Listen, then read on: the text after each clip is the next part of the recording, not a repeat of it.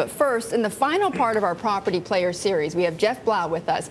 He holds sway over $20 billion worth of real estate and is about to embark on very high-profile projects right here in New York, and also hopes to invest in the Middle East. And if that wasn't enough for you, he is also involved in a $1 billion fund to buy a U.S. bank. Jeff is the president of Related Companies. Great to see you again. Good morning. Good to see you. And since we're talking about banks this morning, let's just start with your own bank, the SJB National Bank. You're about to buy between $5 to $10 billion, right?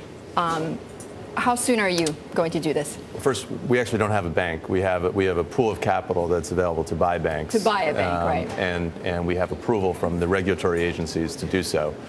So we're out searching for. But you've named it. It is the SJB National Bank, though, right? That is our bank charter name, SJB Bank, but it's not actually operating. Not up and running, we don't have any money to lend to anybody to buy cars or houses yet. But you're expecting deposits, though, in 12 months, right? No, first, we have to actually buy a bank. So right now, all we have is a pool of capital. And we're out searching for banks. Our original goal was to acquire an institution through the FDIC failed bank program. I think what's happened there, the FDIC has actually done a tremendous job of encouraging larger banks to take over banks that were almost about to fail so that it didn't become an FDIC problem. Right. And so, surprisingly, we've seen very few large banks go through the FDIC failure process. Many small banks have, and so our focus has moved a little bit towards banks that are not necessarily failing, but could use a good slug of capital. And I think there's going to be a lot of opportunities there. Well, how close are you to pulling the trigger? I would say within the next 6 months. Within the next 6 months, okay. Yes. And generally the size would be closer to 5 or closer to 10? I think it's going to be on the larger size. On the larger side, okay. And this bank, what exactly do you want to do with this? I mean, we see, I think there's two parts when you're acquiring banks. I mean, one is the underlying franchise, and so the value of the deposits. So we look for a franchise that has low-cost deposits, sticky deposits. But we also still see an opportunity on the lending side of the business.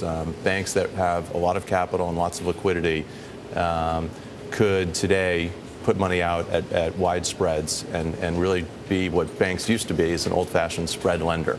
Right. Not be in so many different businesses. Particularly with interest rates so low. With interest rates so low and cost of deposits so low, there's an opportunity there to do that. So good old-fashioned mortgage lending then? Mortgage lending, consumer lending, autos, all sorts of consumer products. Have you thought about financing construction loans, going in that direction or not? Well, it's interesting that you said that.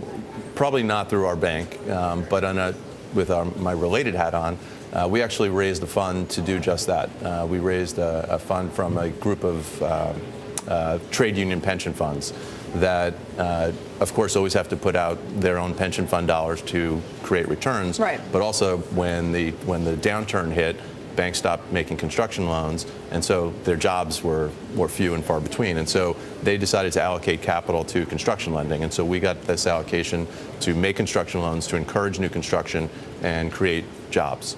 So we are now a construction lender through a fund business. At this point, though, when you look at the data, I think actually the National Home Builders Association had some data coming out yesterday about how there is still no building or very little building going on. So does it seem like you've got to wait a few more months before you do that? And I think a lot of that data was single-family based, at least what I saw, if that's what you're referring to. We'll be more focused on commercial development and multifamily housing. Okay. And I think still new construction is not quite ready for prime time yet, but it's we see it on the development side of our business. I think we'll actually start some new construction here in New York City within the next 12 months, just as an example. And I think you can go around the city, around the country, and select markets and select locations where new construction still makes sense. It could be a build-to-suit for a corporation, which may not be reflective of the general economy, but a very specific situation. Right. So that's really where we're focused. And when you say new construction in the city, are we also talking about Hudson Yards? Is that what you're referring to, or something different? I wasn't at that moment, but Hudson Yards is certainly a topic we can talk about. As you know, we were designated to redevelop the Hudson Yards, or to develop the Hudson Yards, which ultimately will be 15 million square feet and 13 buildings with residential, commercial, schools, cultural facilities, parks. We extended our contract with the MTA when the downturn hit. Right. But we have seen over the last 6 months or so tremendous interest from large corporations. And it's really encouraging us that we will see a start probably in the next 18 to 24 months. 18 to 24 months. And you're looking for an anchor tenant right now, right, on one of your towers? We are negotiating with several anchor tenants now. And what's interesting about this point in the cycle right now, there is demand. Companies in New York City in particular, they believe that the bottom has hit and they're prepared to make decisions again. So you don't see what we saw 5 years ago where people were looking for the trophy headquarters and all the glitz that went with that. They're looking for rational decision making. So it is true that companies have space all across New York City in maybe 4 or 5 different locations, and leases mature. They come to the end, they expire, and they have to make decisions. And the decision they're making is to consolidate. They want very efficient buildings, which the newer buildings are much more so than they used to be. Right. They can take less space because of that. The energy savings in these new buildings are tremendous over the other ones. And so ultimately, when they add it all up, they look at the 5 buildings that they're in, the scattered way they operate, and say, I can consolidate in one location. My rents in general can be effectively what I was paying now. My energy costs can be half of what they are now.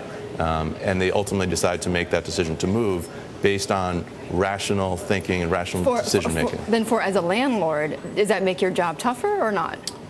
It makes us more focused on that side of the business. So the efficiency, size of floor plates, certainly built-to-suit type finishes that specific tenants want, like you have in this great building here. Right.